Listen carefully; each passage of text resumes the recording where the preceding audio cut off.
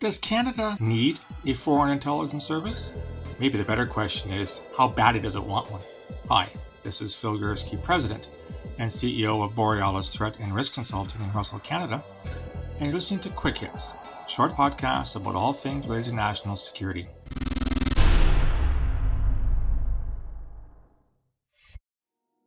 About a week and a half ago, an interesting op-ed piece appeared in the Globe and Mail, which often bills itself as Canada's national newspaper. This appeared on June the 11th, and it was entitled, I Spy, Does Canada Need a Foreign Intelligence Service? Now, this particular piece was penned by three men, all of whom I know fairly well. One of the authors was Al Jones, with whom I worked together at CSIS, the Canadian Security Intelligence Service, and he and I are both working at the University of Ottawa's Professional Development Institute National Security Program. Also, Peter Jones, an academic I know somewhat. Our paths have crossed over the years. And Laurie Storsater, who is associated with the Canadian Association for Security Intelligence Studies, or CSIS, and someone, I guess, again, somebody whose path I have crossed here and there throughout my career. I'm not going to review the arguments that are made in this particular op-ed. I'm going to link to it. You can certainly read it for yourself. But I simply want to ask a larger question here and give you a bit of context about foreign intelligence in Canada. Bottom line is, Canada does not have a separate, unique foreign intelligence service. Kinda. You'll see why I'm saying kinda in a second. We do have two intelligence agencies, the Canadian Security Intelligence Service, or CSIS, where I worked from 2001 to 2015. And we also have Communications Security Establishment, or CSE, where I also worked from 1983 until 2001 when I went to CSIS. CSIS, of course, is the Security Intelligence Service, meaning it does security intelligence. That is intelligence that is related to threats to the security of Canada. Terrorism, foreign espionage, foreign interference, etc., etc. What many people don't know is that CSIS also has a foreign intelligence mandate. Now, foreign intelligence is defined as the intents, capabilities, and plans of foreign states. It is usually seen as not the same as security intelligence, but we're going to get back to that by the end of this podcast as well. What we do not have in Canada is a completely separate foreign intelligence service like many of our allies do. The CIA, United States, MI6 in the United Kingdom, etc., etc., etc. So the one distinction is between security intelligence and foreign intelligence, which I've already outlined. The other major difference when it comes to intelligence services is how they acquire their information. Many foreign intelligence agencies are also HUMINT, or human intelligence agencies. That is, they recruit and they run human sources, sometimes called agents, to gather information. The other type of intelligence, writ large, is called SIGINT, or signals intelligence. That is, vacuuming up the ether to collect broadcasts, point-to-point transmissions, etc., and extract the intelligence from those particular emissions. There's also IMINT, imagery intelligence, that's taking satellites from photographs. There's surveillance intelligence. There's all kinds. There's even what we call garbage intelligence, going through someone's refuse to see what's in there. We in Canada have a really good HUMINT agency in that CSIS. They've been around since 1984, since they came out of the old RCMP Security Service, and their mandate essentially is to help keep Canadians safe, and the main way they do that is to collect human intelligence. They run agents to find information that relates to national security. CSIS also does have, though, a foreign intelligence mandate under what's called Section 16 of the CSIS Act. Security intelligence is covered under Section 12, and foreign intelligence under Section 16. Curiously, the founders, or the men and women behind the decision to create CSIS back in 1984, gave it a foreign intelligence mandate, but heavily constrained. CSIS is allowed to collect information on the intents, capabilities, and plans of foreign states, but only within Canada, meaning it can't go outside of our borders to find that intelligence to help decision makers. Note that Section 12 does not have the Within Canada clause. CSIS can go to the far end of the solar system to collect information from HUMINT or anything it wants to that relates to national security or security intelligence. What people are missing, I think, in this conversation are two things. First and foremost, we actually really have a very good foreign intelligence organization, and that's CSE. It has a foreign intelligence mandate, albeit one that's SIGINT in nature, i.e. collecting signals. When I was there from 83 to 2001, we collected incredibly important intelligence, and on many occasions, that intelligence led decision makers to make decisions. And I recall on a few occasions, all of which I can't go into any detail, I apologize for that, I'm sure you understand why, where decisions were not made until the intelligence came in. I remember occasions on which officials would delay meetings from starting until we got them the intelligence that would help them run those meetings and make the best decisions possible to further Canadian interests. When I worked at CSE, I was a foreign intelligence analyst. I worked in a dozen different languages. I was a Middle East specialist.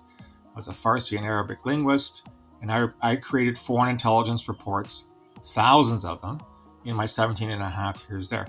I even worked as a cryptanalyst for a little more than a year in the days when we were breaking codes to try to find the intents and capabilities of foreign states. CSE did very, very well at its job. The problem, of course, is that SIGINT is different than HUMINT in that the former can't be directed. What I mean by that is that you vacuum up what you vacuum up. If person A tells something to person B, you're getting that conversation, exchange, email, whatever you want to call it. You can't sort of, at some point say, well, I wish person A would talk about this, or I wish person B would ask these questions. You can do that with a human source. You can direct them to say, go find out more about what person A is doing, ask them these questions, direct the conversation in this way so we can find out what's actually happening. And that happens all the time in security intelligence. But it doesn't happen in foreign intelligence because CSE is a SIGINT and not a HUMINT organization. And to have the best foreign intelligence available to help decision makers, you want SIGINT and HUMINT. So right now we don't have that HUMINT capacity. Well, we do, but it's limited to what's happening here in Canada, which I'm sure you can agree is problematic when we're talking about foreign states. The question then becomes, does Canada really want a foreign intelligence service? And if so, how does it create one? I'm going to come in very strongly and say that the best, most economic, best technical, and best qualification-wise decision to make in this regard is simply to give the mandate to CSIS. Why do I say that? For several reasons. First of all, as noted, it already has a foreign intelligence mandate. All the government of Canada has to do is remove the so-called within Canada clause from Section 16, and CSIS would not be forbidden from collecting foreign intelligence abroad. Secondly, CSIS is already a HUMINT organization. It knows how to recruit human sources. It knows how to run them. It knows the things to keep in place to protect your sources. Nothing worse than running a human source and then having that person killed or turned against you by the powers against which you're collecting information in the first place. Thirdly, why in heaven's name would you create a separate organization in 2021, which would cost probably billions of dollars, take decades to come to speed? Trust me, CSIS didn't hit the ground running in July of 1984 when it was created. It took some years before it found its feet. A foreign intelligence agency, a HUMINT one, struck up from scratch, would take an equal amount of time. Some have said, just put it in the foreign ministry. That would be a disastrous decision for the simple reason that you don't want your foreign intelligence service, HUMINT, to reside in your foreign ministry. If it does, every single foreign diplomat, every person serving abroad for your country, is suspect by definition of being an intelligence officer. Is that the way you want to run your diplomatic service? No, don't get me wrong. Foreign Affairs Canada, Global Affairs, it's changed its name so many times I've lost count, does collect really good intelligence for us and information in its posts abroad, high commissions, consulates, and embassies.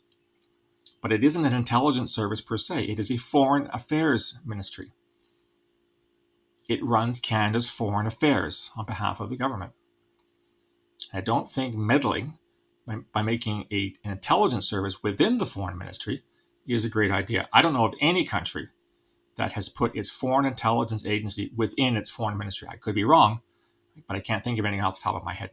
There were efforts at Global Affairs Canada in the wake of 9/11 to do security intelligence abroad, and that met with very mixed results. Again, you're interfering with the primary mission. CSIS already does this and does it well. Furthermore, in many ways, the distinction between foreign intelligence and security intelligence is muddled at best. I can recall on several occasions in the past where CSIS would be collecting information that had to do with the security of Canada, and the source and or agent would provide snippets on the foreign capabilities and foreign intent. Now, we could use the information, we used to call it spin-off. We could get the information in decision makers' hands, but technically we weren't supposed to collect foreign intelligence per se outside of Canada. The bottom line is, Canadian government has to make a decision. How badly does it really want a foreign intelligence service of the HUMINT variety? Many have said, and the authors of this article agree with me, Canada's been getting a free ride for decades on using foreign intelligence that's derived from its partners, primarily the Five Eyes partners, United Kingdom, Australia, New Zealand, and the United States. In addition to us, they make up the Five Eyes. And then it's time for us to pull our own weight. We have a fine history of intelligence in this country dating back to the Second World War. We can build on that. We have very capable institutions, CSE. I'm guessing, I haven't worked there in 20 years, but I'm guessing they still collect foreign intelligence to help decision makers. We have a fine HUMINT organization in CSIS that already has the skill set to do this.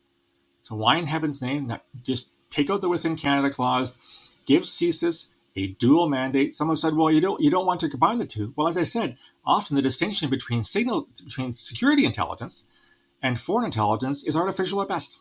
Canada does need a foreign intelligence service.